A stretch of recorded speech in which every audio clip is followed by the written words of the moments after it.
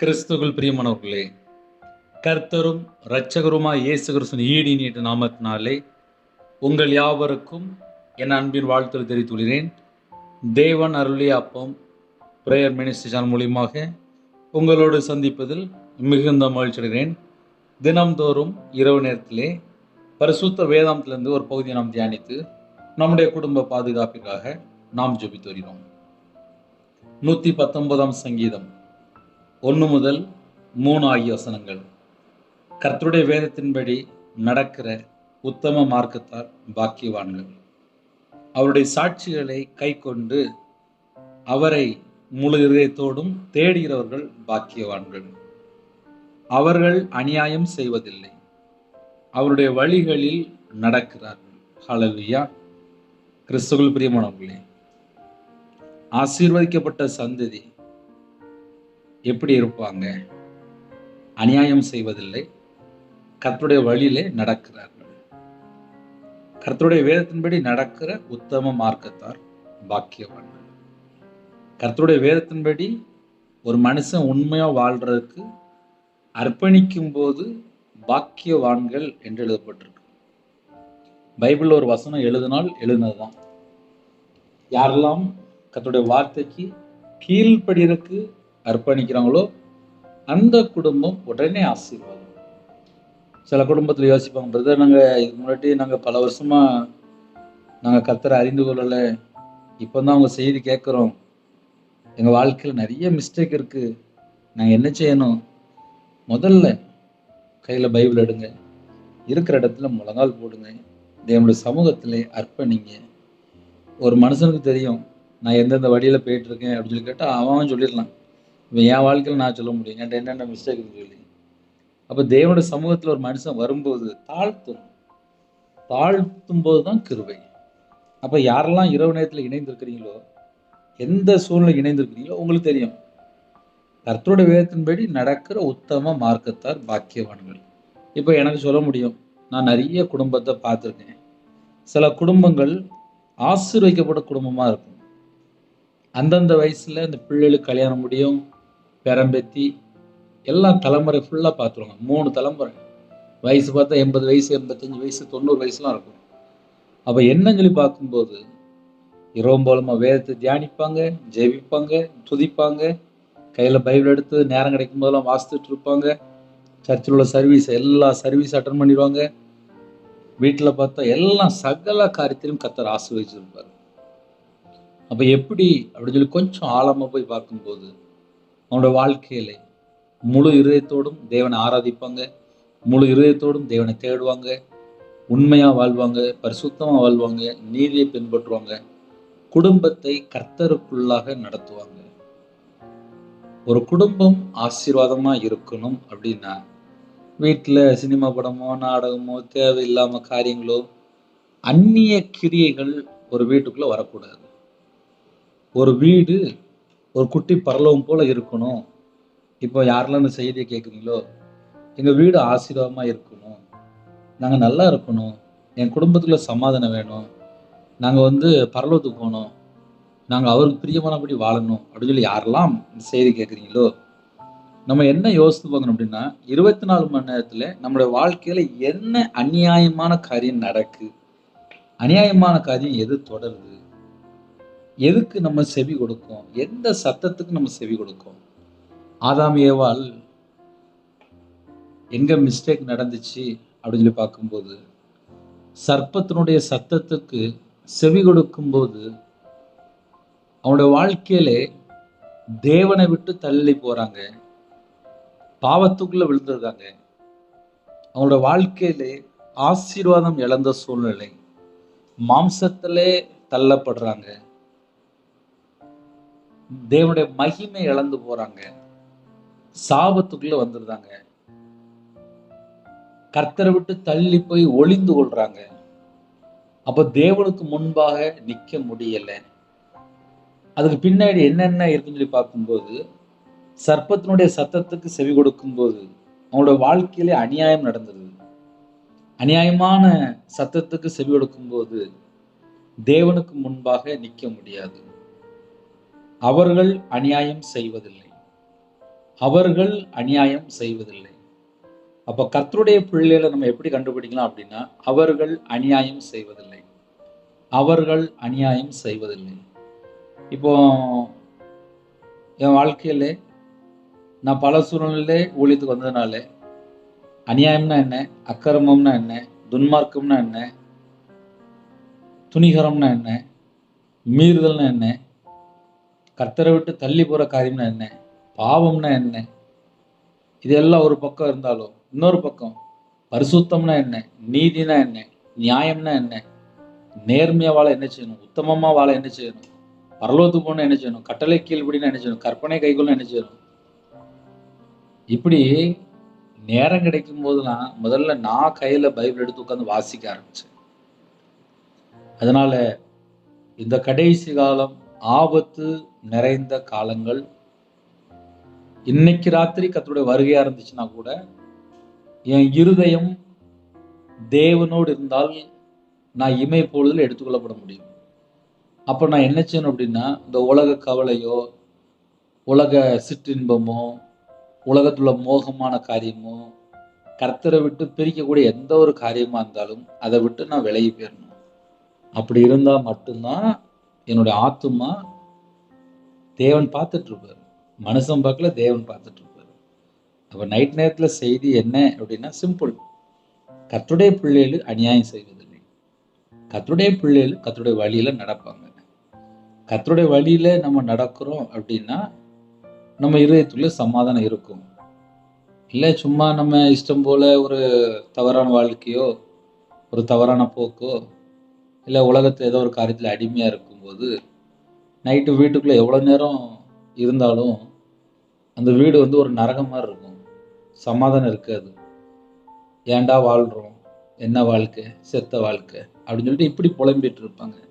அப்போ அந்த ரெண்டுக்குள்ள வித்தியாசம் என்ன அப்படின்னா, அவங்க ஒரு மனுஷனுடைய சத்தத்துக்கு செவி கொடுக்கும்போது அவங்களால கையில் பைபிள் எடுத்து வாசிக்க முடியாது, ஜெபிக்க முடியாது. ஏன்னா மனுஷனுக்கு அடிமையா இருப்பாங்க.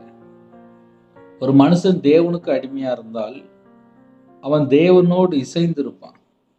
ஏனோக்கினுடைய வாழ்க்கையில தேவனோடு சஞ்சரித்தான் அப்படி சொல்லி போட்டிருக்கு. தேவனோடு சஞ்சரிக்கிறான் அப்படின்னாலே ஏனோக்கினுடைய இருதயம் தேவனோடு கனெக்டிங்ல இருக்கு. இப்ப இந்த கடைசி காலத்துல நம்ம எல்லாருமே எதை யோசிக்கணும் அப்படின்னா, இமை பொழுதுல மறுரூபமாக்கப்படணும். இமை பொழுதுல மறுரூபமாக்கப்படணும் அப்படின்னா நம்ம இருதயம் தேவனோடு, நம்ம இருதயம் தேவனோடு அப்படி இருக்கா அப்படின்னு சொல்லி கொஞ்சம் கொஞ்சமா நம்ம உட்காந்து யோசிக்க ஆரம்பிக்கணும். எப்படி ஒரு வீட்டில் ஒரு வீடு கட்டணும் அப்படின்னா அதுக்கு பல லட்சங்கள் தேவை இருக்கு, எவ்வளோன்னு சொல்லி கணக்கு பார்ப்பாங்க. கணக்கு பார்த்து கொஞ்சம் கொஞ்சமாக வீடு கட்ட ஆரம்பிப்பாங்க. அதே போல் ஒரு மனுஷன் பரலோகத்துக்கு போகிறது தான் ஹையஸ்ட்டு தவிர மற்றது எல்லாம் ரெண்டாவது தான். குடும்பத்தை தேவன் பார்த்துக்கிடுவார், பிள்ளைகளை தேவன் பார்த்துக்கிடுவார், வீட்டில் யாரா இருக்காங்களோ எல்லாரும் தேவன் பார்த்துக்கிடுவார். தேவன் தான் ஒரு மனுஷனை உருவாக்குறாரு. அதனால இரவு நேரத்திலே கர்த்தருடைய வேதத்தின்படி நடக்கிறேன், கர்த்தருடைய வேதத்தின்படி நடக்கிறேன். இப்போ யாரெல்லாம் அந்த செய்தியை நம்ம இணைந்திருக்கிறீங்களோ கேட்குறீங்களோ நம்ம யோசித்து பார்க்கலாம். கர்த்தருடைய வேதத்தின்படி நம்ம நடக்கிறோமா அப்படின்னா என்னன்னே அப்படின்னா, அம்மா அப்பாவுக்கு கீழ்ப்படியணும், உண்மையாக இருக்கணும், தவறான வழியில் போகக்கூடாது. வீட்டில் புருஷன் பொண்டாட்டி இருந்தாங்கன்னா அவங்களுக்குள்ள ஒருமனப்பட்ட ஆவி இருக்கணும். அவங்க ரெண்டு பேரும் தெரியாமல் ஒரு தந்திரமான ஒரு காரியம் இருக்கக்கூடாது. ஒரு விபச்சார பாவத்தில் போய் சிக்கிக்கொள்ளக்கூடாது, ஒரு அசுத்தத்தில் போய் சிக்கிக்கொள்ளக்கூடாது, ஒரு அருவருப்பான காரியத்தில் போய் சிக்கிக்கொள்ளக்கூடாது. தேவையில்லாமல் செல்ஃபோனில் நிறைய பாவ காரியம் இருக்குது, அதில் போய் சிக்கிக்கொள்ளக்கூடாது. போதை அடிமை, கஞ்சா பழக்கம், மதுபான அடிமை, சிகரெட்டு பழக்கம், கோயில் எத்தனையோ பாவங்கள் இருக்குது, அதில் போய் சிக்கிக்கொள்ளக்கூடாது.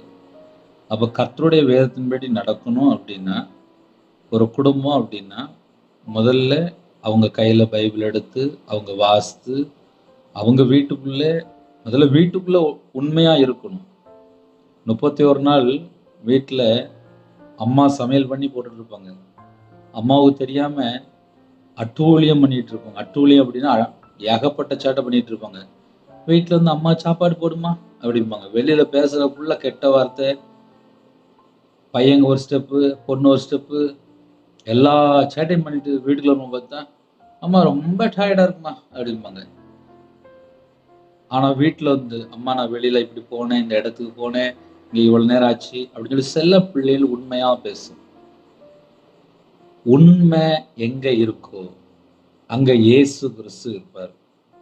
பெத்த தாயிட்ட, தகப்பன்ட்ட எங்கெல்லாம் பொய் பேசுகிறாங்களோ அவங்க பின்னாடி வஞ்சிக்கிற ஆவி, தந்திரமான ஆவி, மோசம் போக்குற ஆவி, கெடுக்கிற ஆவி, அசுத்தமான ஆவி, பொல்லாத ஆவி, விபச்சார ஆவி, வேசித்தன ஆவி, அது ஆட்டோமேட்டிக்காக பின்னாடி வந்துடும். அதை ஏன் சொல்லித்தரேன் அப்படின்னா, அம்மா அப்பாவுக்கு தெரியாம நிறைய பாவங்கள் தவறு பண்ணும்போது அவனோட வாழ்க்கை கெட்டு போன வாழ்க்கையா மாறிடும். அதுல ஒரு ஆசீர்வாதம் இருக்காது, ஒரு சமாதானம் இருக்காது. எனக்கு தெரிந்த அப்படின்னா சில குடும்பத்தை நான் பார்த்துருக்கேன். அவனோட வாழ்க்கையிலே கல்யாணம் முடிய மாட்டேங்குது, நிறைய தவறான காரியங்கள் என்னன்னு சொல்லி பார்க்கும்போது உண்மை இல்லை. வீட்டில் இருக்கிறவங்கள்ட்ட உண்மையை சொல்ல மாட்டேங்குது, தவறான ஒரு வாழ்க்கைக்குள்ள போயிருந்தாங்க. அதனால அவனோட வாழ்க்கை முடிவு பார்த்தா அகோரமா இருக்கும். ஐயோ அப்படின்னு சொல்லி எழுதப்பட்டிருக்கு. ஏன் அப்படின்னா உண்மை இல்லை அப்படின்னா அந்த இடத்துல பிசாசுக்குள்ள என்ட்ராயிடும். இப்ப நைட் நேரத்தில் செய்தி என்னன்னே அப்படின்னா, அவர்கள் அநியாயம் செய்வதில்லை. இன்னைக்கு கர்த்தருடைய பிள்ளைகளுடைய வீட்டுல அநியாயங்கிற ஒரு விதை இருக்கா? ஒரு வீட்டுக்குள்ள லைட்டு எப்படி இருக்கோ அதே போல வீடு ஃபுல்லா வெளிச்சமா இருக்கணும், வாழ்க்கை ஃபுல்லா வெளிச்சமா இருக்கணும். கர்த்தருடைய பிள்ளைகள் கண்ணை மூடுனா நல்லா படுத்து தூங்கணும். இன்னைக்கு கண்ணை மூடுனா கெட்ட சொப்பனை வருது, நான் விபச்சாரத்தை பார்த்துட்டேன், நான் வலுசர்பத்தை பார்த்துட்டேன், நான் ஒரு விக்கிரத்தை பார்த்துட்டேன், அதை பார்த்துட்டேன், இதை பார்த்துன்னு சொல்லி ஏகப்பட்ட பிரச்சனை. கண்ணை மூடிட்டு படுத்துங்கச்சுன்னா தேவன் உங்க இதயத்துக்குள்ளே இருக்கும்போது சமாதானமான ஒரு நித்திரை. பரலோக தரிசனங்களை வெளிப்படுத்துவார், வரக்கூடிய காரியத்தை வெளிப்படுத்துவார். தேவையில்லாம எந்த ஒரு சொப்பனும் வராது. இருதயம் பரிசுத்தமா இருந்துச்சு அப்படின்னா, இருதயம் தேவனோடு தொடர்புல இருந்துச்சு அப்படின்னா வரக்கூடிய காரியத்தை வெளிப்படுத்துவார். நீதிமானா வாழ்ந்தால் வெளிப்படுத்துவார், உண்மையா வாழ்ந்தால் வெளிப்படுத்துவார், கர்த்தருக்கு பிரியமான ஒரு வாழ்க்கையா இருந்தால் வெளிப்படுத்துவார். அதனால இரவு நேரத்திலே உண்மையிலே கர்த்தருடைய பிள்ளைகளுக்கு ஆசீர்வாதமான செய்தி. முழு இருதயத்தோடும் தேடுகிறவர்கள் பாக்கியவான்கள். கர்த்தரை முழு இருதயத்தோடு தேடுகிறவர்கள் பாக்கியவான்கள். கர்த்தருடைய சாட்சிகளை கைக்கொள்கிறவர்கள் பாக்கியவான்கள். கர்த்தருடைய சாட்சி அப்படின்னா எப்படி வாழணும், என்ன செய்யணும், எல்லாமே பைபிள் எழுதப்பட்டிருக்கு. இயேசு கிறிஸ்து அதிகாலை வேளையில இருட்டோடு எழுப்பி ஜெபித்தார். ரா முழுவதும் தேவனோட தொடர்பு கொண்டார். இன்னைக்கு ரா முழுவதும் செல்போன்ல தொடர்பு கொண்டால் அங்க என்ன ஆவி இருக்கும்? நம்ம நார்மலா யோசித்து பார்ப்போமே. இயேசு கிறிஸ்து அதிகாலை வேளையில தேவனோட தொடர்பு கொண்டார். நம்ம தேவனோடு தொடர்பு கொண்டா மட்டும்தான் நம்ம வீட்டுல ஆசீர்வாதம். அதிகாலை வேளையில தேவனை தேடாம தூங்கி எழுந்திரிச்சு செல்போன் உட்காந்து தடவிட்டு இருந்தா அப்புறம் என்ன யோசிக்க முடியும்? அவரை உலகத்துல காரியத்தை யோசிச்சுட்டு இருப்போம். அதனால தூங்கி எந்திரிச்சாச்சா முழங்கால் போட்டு ஜெபம் பண்ணுங்க. நைட் வந்தாச்சா ஒரு 8 மணி நேரம் செல்போனை தொடாம இருங்க. எல்லா பிரச்சனைக்கும் முடிவு வந்துடும். ஒரு நாளைக்கு 24 மணி நேரம் இருக்கு. 24 மணி நேரத்துல முதல்ல 8 மணி நேரம் செல்போனை தொடாதீங்க. 8 மணி நேரம் செல்போனை தொடலைனாலே மூளை ஃப்ரீ ஆயிரும். நல்லா தூங்கி எந்திரிச்சிடலாம். அப்பதான் வீட்டுல மனைவினா யாரு, அம்மானா யாரு, புருஷனா யாரு, பிள்ளைனா யாரு, அம்மா அப்பானா யாரு சொல்லி கண்ணுக்கு தெரியும். இப்ப நிறைய வீட்டுல அம்மா அப்பா கண்ணுக்கு தெரிய மாட்டேங்குது. ஏன்னா செல்போன் தான் கண்ணுக்கு தெரியுது. வீட்டுல வந்தோடனே செல்போன் எடுத்துட்டு அப்படியே ஒரு கட்டில போய் உட்காருது, ஒரு சேர்ல போய் உட்காருது, ஒரு சோஃபா செட்ல போய் உட்காருது, அப்புறம் அந்த அளவு கல்லுல போய் உட்காருறது, அப்புறம் மாடியில போய் உட்காருறது, தனியா போய் உட்காருறது, அப்புறம் பெட்ஷீட்ல போய் உட்காருறது. குடும்ப ஜெபம் இல்லை, பைபிள் வாசிப்பு இல்லை, ஜெபம் இல்லை, வேத தியானம் இல்லை. இதெல்லாம் உள்ளதை அப்படியே உள்ள விதமா சொல்லிட்டு இருக்கேன். சரி, அவர்கள் அநியாயம் செய்வதில்லை. கர்த்தருடைய பிள்ளையுடைய வாழ்க்கையிலே அநியாயம் இருந்தால் பிசாசுக்கு ஒரு பேர் அநியாயக்காரன். அவன் அநியாயம் செஞ்சுக்கிட்டே இருப்பான். அவன் அநியாயம் செய்யறது அவன் வேலையை. அப்ப கர்த்தருடைய பிள்ளைகள் ஆசீர்வாதமாக இருக்கணும்னு நினச்சிங்க அப்படின்னா நம்ம எதை கண்டுபிடிக்கணும் அப்படின்னா, அநியாயமான காரியம் நம்மளுடைய வாழ்க்கையில் தொடருதா? ஒருவேளை நான் வியாபாரம் பார்க்குறேன் அப்படின்னா, வியாபாரத்தில் கலப்பு, எடை குறையப்படுறது, அநியாயமாக விற்கிறது இருக்கா? இல்லை நான் ஒரு இடம் விற்கிறேன், நான் ஒரு புரோக்கராக இருக்கேன் அப்படின்னா அதில் ஒரு நியாயம் இருக்கா? இல்லை நான் ஒரு எக்ஸ்போர்ட் பிஸ்னஸ் பண்ணுறேன் அப்படின்னா அதில் ஒரு நியாயம் இருக்கா?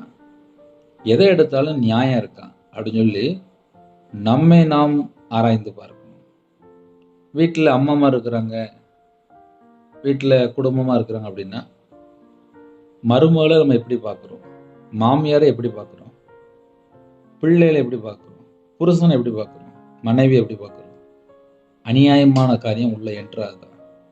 இதை கண்டுபிடிச்சா மட்டும்தான் நம்ம கர்த்தருடைய வழியில நடக்கிறோன்னு சொல்லி நம்மை நாம் கண்டுபிடிக்க முடியும். ஏன் நம்மை நாம் அப்படின்னா, ஆவிக்குரிய வாழ்க்கையில வளர்றது தான் இவ்வளவு நேரம் பேசிட்டு இருக்கேன். கரெக்டா 3 நிமிஷத்துல ஒரு செய்தி பேசி ஒரு ஜெபம் பண்ணி யூடியூப்ல அனுப்ப முடியும். கரெக்டா 3 நிமிஷம் தான்.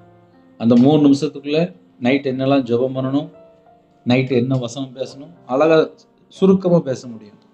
ஏன் ஒரு 10 நிமிஷம் 20 நிமிஷம் எக்ஸ்ட்ரா பேசுகிறேன் அப்படின்னா, நைட் நேரத்தில் வீட்டில் இருக்கிற தாய்மார்கள் நிம்மதி இல்லாமல் இருக்கிறாங்க.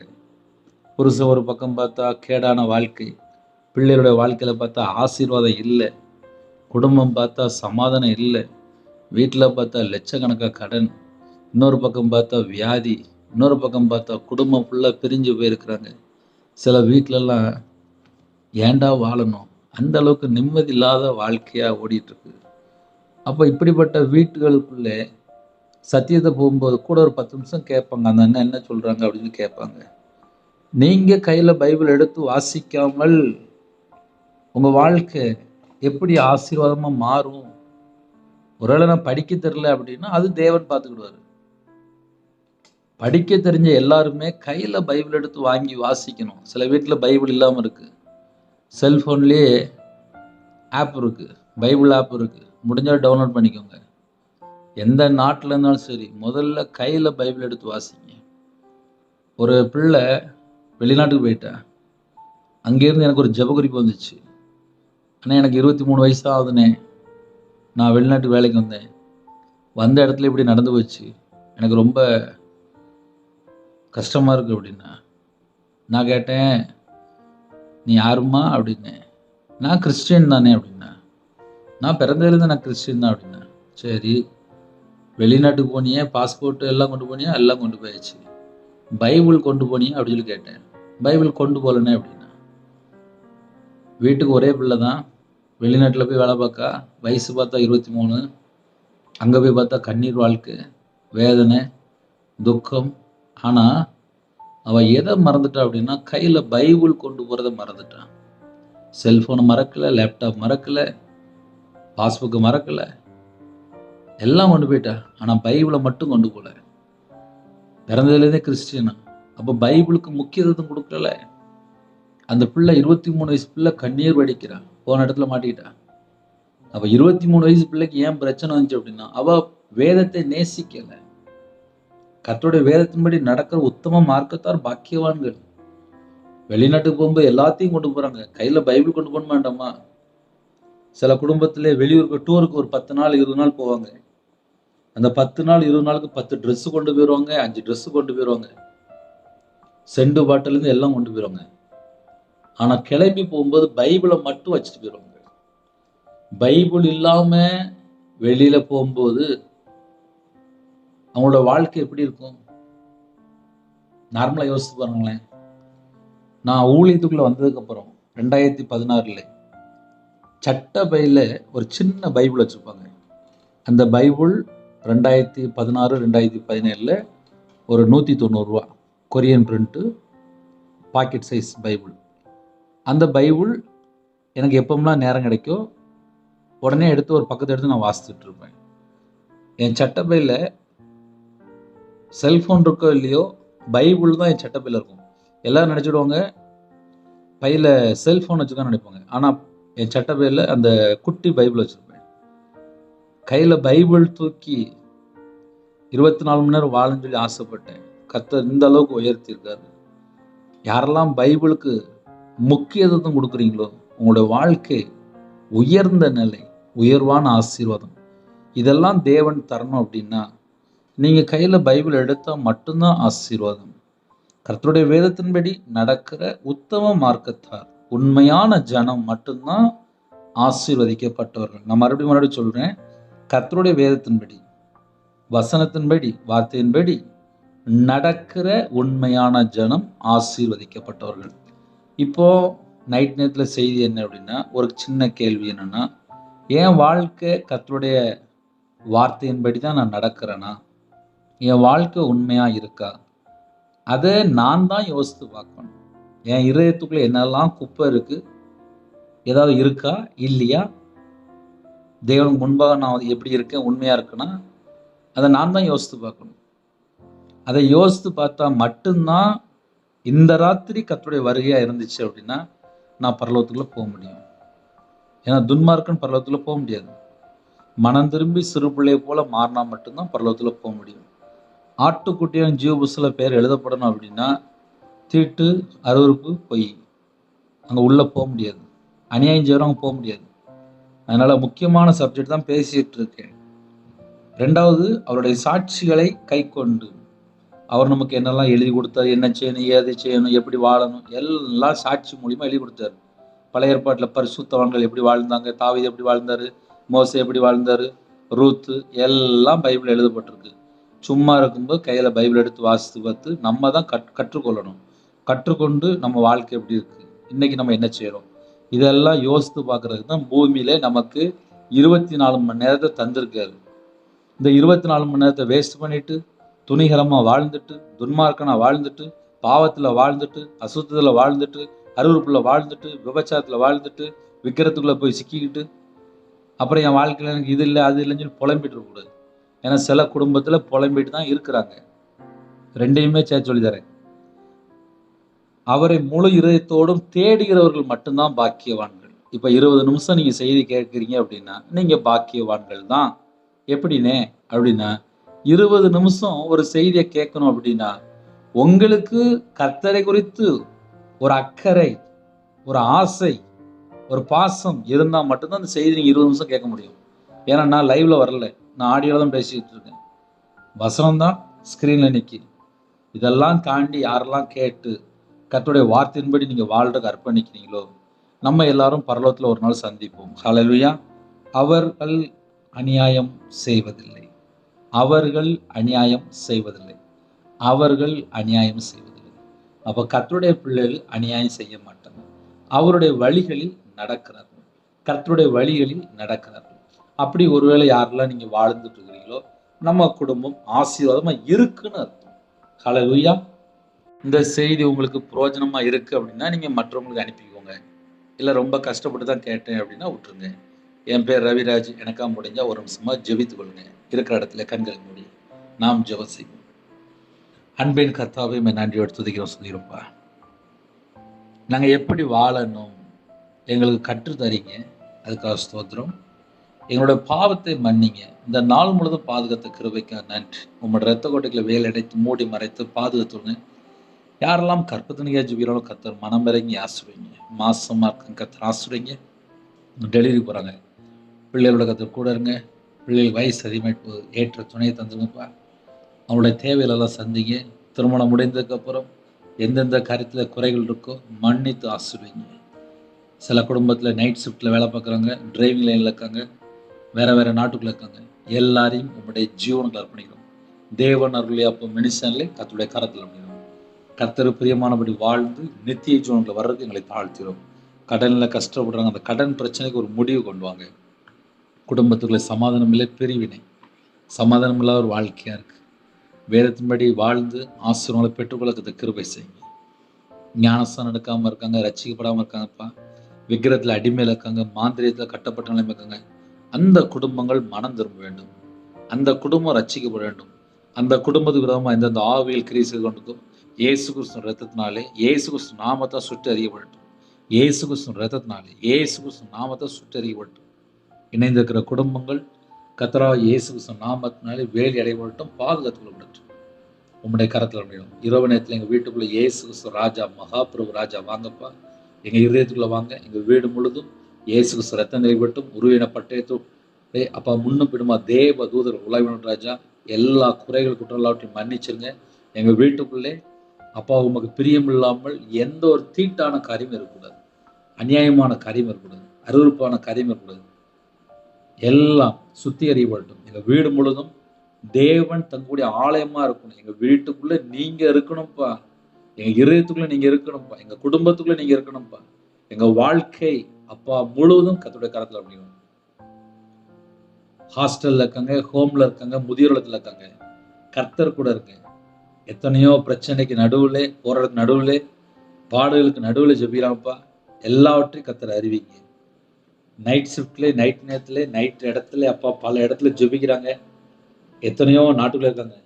அந்த குடும்பத்திலே என்ன சூழ்நிலை நைட் ஷிஃப்ட் வேலை பார்க்குறாங்களோ தேவன் அறிவிங்க. கர்த்தரை விட்டு தள்ளி போற எந்த ஒரு காரியத்தையும் சிக்கிக் கொள்ளக்கூடாது. கர்த்தர் வேலை அடங்கி பாதுகாத்துக்கொள்ளுங்க. சில குடும்பத்துக்குள்ளே கண்ணீர் வாழ்க்கையா இருக்கு, நிம்மதி இல்லை, நைட் நேரத்துல புலம்புறாங்க, உள்ளம் ஃபுல்லா வேதனையா இருக்கு, இருதயம் ஃபுல்லா பாரமா இருக்கு, துக்கத்தோடு இருக்கிறாங்க, துக்கமுகத்தோடு இருக்கிறாங்க. வேதனை வேதனை வேதனை கொடூரமான வேதனையா இருக்கு.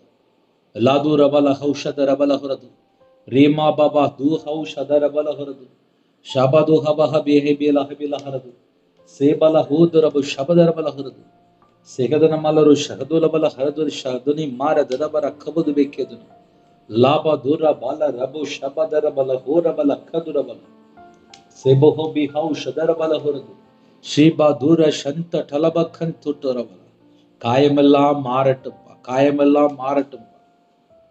படிக்கிற பிள்ளைகளை உங்களுடைய கரத்துல அர்ப்பணிக்கிறோம்ப்பா. கர்த்தரை விட்டு தள்ளி போன காரியங்கள் எத்தனையோ காரியங்கள், அது எல்லாவற்றையும் நீக்கி போடும், எல்லாவற்றையும் நீக்கி போடும், எல்லாவற்றையும் நீக்கி போடும். உங்க நாமமையும் விடட்டும். ஜெபிக்கிற குடும்பம் ஏசு கிறிஸ்து நாமத்தில் ஆசீர்வதிக்கப்படும். குறைகளை குற்றங்களை மன்னிச்சிருங்க. தேவன் அருளி அப்போ மினிஸ்டர் ஆசீர்வதித்தாங்க. இணைந்திருக்கிற குடும்பங்கள் ஆட்டுக்குட்டியான ஜீவ புஸ்தகத்தில் எழுதப்படணும்ப்பா. ஆட்டுக்குட்டியான ஜீவ புஸ்தகத்தில் எழுதப்படணும்ப்பா. உங்களோட ரத்தத்தினால கழுவி சுத்திகரிங்க. அநியாயமான காரியங்களோட வாழ்க்கையில் எதுவுமே இருக்கக்கூடாதுப்பா. பரிசுத்தமான வாழ்க்கையை வாழும் கிருபை தாங்க.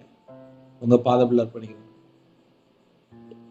எங்க வாழ்க்கையில கர்த்தரை வேதனைப்படுத்துற மாதிரி என்னென்ன துக்கமான காரியம் இருக்கும் அந்த பாவத்தை மன்னிச்சிருங்கப்பா. மனம் திரும்பி பாவ மன்னிப்பை பெற்றுக்கொண்டு உண்மையா வாழ கிருபை தாங்க. ஆவியான ஒவ்வொரு குடும்பத்தையும் வழி நடத்துங்க. உங்களுடைய கிருபினால் நிரப்புங்க. கல்வாரி அன்பினால் நிரப்புங்க. தேவ சமாதானம் நிரப்புங்க. அவங்களோட சிந்தனை கிறிஸ்துவோட இணைவுபட்டு நிறைய குடும்பத்துக்குள்ளே கர்த்தர் சமாதானத்தை தந்த கிருபைக்கா நன்றி. படிக்கிற பிள்ளைகளை கர்த்தர் பொறுப்படுத்துங்க. மிஷினரிமாருக்கா ஸ்தோத்திரம்ப்பா. பரிசுத்தவன்களுக்கா ஸ்தோத்திரம்ப்பா. கடைசி காலத்துல கர்த்தருக்கா எழும்பி பிரகாசிக்கிற ஜனம் வேணும்ப்பா. கர்த்தர் கிருபை தாங்க. ஒவ்வொரு குடும்பத்தையும் கர்த்தர் பொறுப்படுத்துங்க. நைட் நேரத்துல தினமும் கேட்குறாங்கப்பா. அவங்க இதயத்துக்குள்ள என்னெல்லாம் துக்கம் இருக்கோ, வேதனை இருக்கோ எல்லாவற்றையும் நீக்கிடுங்க. நைட் நேரத்துல எல்லா குடும்பத்துக்கும் ஒரு பாதுகாப்பு தாங்க. சமாதானத்தை கட்டிடுங்க. தேவையில்லாத மரண பயம், தற்கொலை எண்ணங்கள் எல்லாம் செத்த கிரியெல்லாம் இயேசு கிறிஸ்து நாமத்துல சுட்டு எரிக்கப்படட்டும். எல்லா குடும்பம் வேலி அடைபடட்டும். இன்பமான தூக்கம் தாங்க. அதிகாலையில் உங்களோட சமூகத்துல கண் விழிக்க கிருபை தாங்க. செல்போன்லயோ டிவிலையோ லேப்டாப்லயோ பல மணி நேரம் அடிமையா இருக்காங்கப்பா. அந்த ஜனங்களை மீட்டெடுங்க. கையில பைபிள் எடுத்து வாசிக்க, வேதத்தை தியானிக்க, குடும்ப ஜெபம் பண்ண, தனி ஜெபம் பண்ண கிருபை தாங்க. உங்க பிள்ளைகளோட கூட இருங்க. கர்த்தர் பொறுப்படுத்துங்க. உங்க நாமமையும் விடட்டும். இயேசு கிறிஸ்துவின் பிதாவே ஆமென். தேவனுக்கே மகிமையுண்டாவதாக. கர்த்தர் தாமே உங்களையும் உங்கள் குடும்பத்தையும் சகல காரியத்திலும் சம்பூர்ணமாக திருப்தியாக கர்த்தர் கொடுத்து ஆசீர்வதிப்பாராக. ஆமென். கர்த்தராய் இயேசு கிறிஸ்துவின் கிருபையும் பிதாவாகிய அன்பும் பரிசுத்தருடைய ஐக்கியமும் இப்பொழுதும் எப்பொழுதும் சதா காலங்களிலும் நம் அனைவருக்கும் கொடுப்பதாக. ஆமென். கிறிஸ்துவில் பிரியமானவர்களே, என் பேர் ரவிராஜ். தேவன் அருளிய அப்போ மினிஷனுக்காக டெய்லி 1 நிமிடமா ஜெபிங்க. கர்த்தர் குடும்பத்தை ஆசீர்வதிப்பார். ஜெபிக்க வேண்டி விரும்பினால் 9363064181 என்ற நம்பர் தொடர்பு கொள்ளுங்கள். அதிக அளவில் ஜெபிக்கிறோம், அதையும் தொடர்ந்து கேளுங்கள். கர்த்தர் உங்களையும் உங்கள் குடும்பத்தையும் சகல காரியத்தையும் சம்பூர்ணமாக திருப்தியாக கர்த்தர் கொடுத்து ஆசீர்வதிப்பாராக. ஆமென். God bless you.